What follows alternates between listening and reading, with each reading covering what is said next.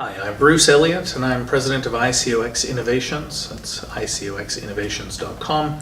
And we're a company that founds and develops our own ICOs. So we have a view that the missing element in ICOs to date, of the 2,000 coins or so that have been issued, is brands. And so we take technology, blockchain, and cryptocurrencies, solve a real-world problem for a business, and then approach a brand to partner with to launch, as in the case of our first project with Eastman Kodak.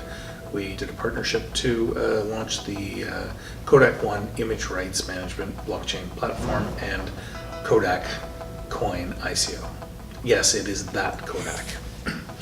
Our view is we met a group of that represented photographers, and the photographers, it turns out, around the world had lost trust that they were being paid what they should for their photos, and that they didn't know when their photos was on the internet and someone was using it in Australia or Peru or something, and they weren't getting paid for that. So we built a platform that was an image rights management platform, copyright infringement management, and the technology takes a photo into the blockchain.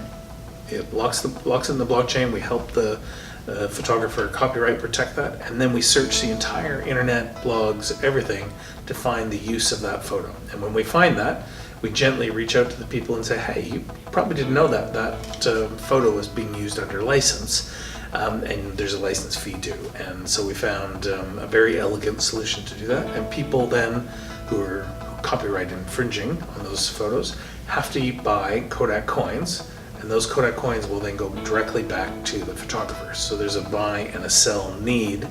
Outside of speculation, there's a real use case for the coins. And those are the projects that ICOx likes to get involved in.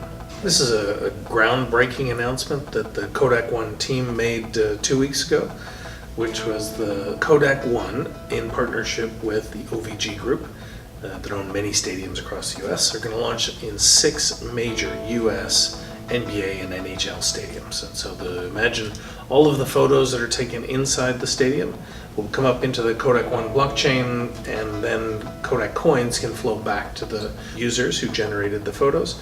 But the really interesting part is those Kodak coins are going to be able to be spent on pop, chips, beer, and merchandise in the stadium. And we think with that, Kodak coins will be able to be used in more places potentially than Bitcoin, all over the world. Our team at ICOx were really focused on blockchain early on. We saw the potential. We come out of the .com boom and bust days, so we saw the potential for blockchain and the potential to be an even bigger disruptor than the internet. And so we've been tracking blockchain and making some investments in that area for a while. But we were kind of late to the cryptocurrency, ICO kind of world, and we think that's actually worked out for us, as our projects, when we work with major brands, require the highest standard of regulatory compliance, and we selected the US market, and we launched our ICOs in the US. And so that has taken longer, probably, time period, but we think, again, gives us a really strong foundation to build on. Again, I think every company in the world should have a blockchain strategy. I don't think every company in the world should have an ICO strategy or a cryptocurrency strategy yet.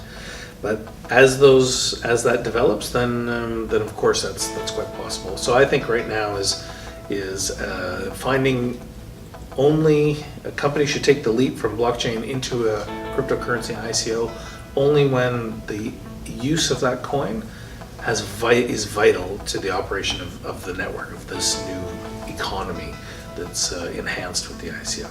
But if it's not absolutely vital, if you could use Bitcoin or you could use cash or Visa, then I don't think you've probably solved it yet.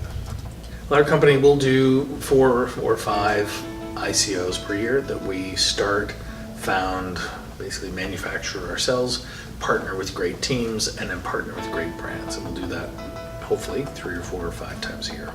We start right at the very basics. So we come up with an idea or work with a startup or an individual who's got a really smart idea about solving a big real world problem. And we'll really spend a lot of time solving that with some technology. And then we'll really spend a lot of time on how that coin can fit into the bigger ecosystem and how can it be vital to that ecosystem. We think each ICO is like creating its own economy, and you need to look at the supply and demand curves for that economy. So do you need quantitative easing? Do you need more coins in? Do you need less coins in? All of those kind of things.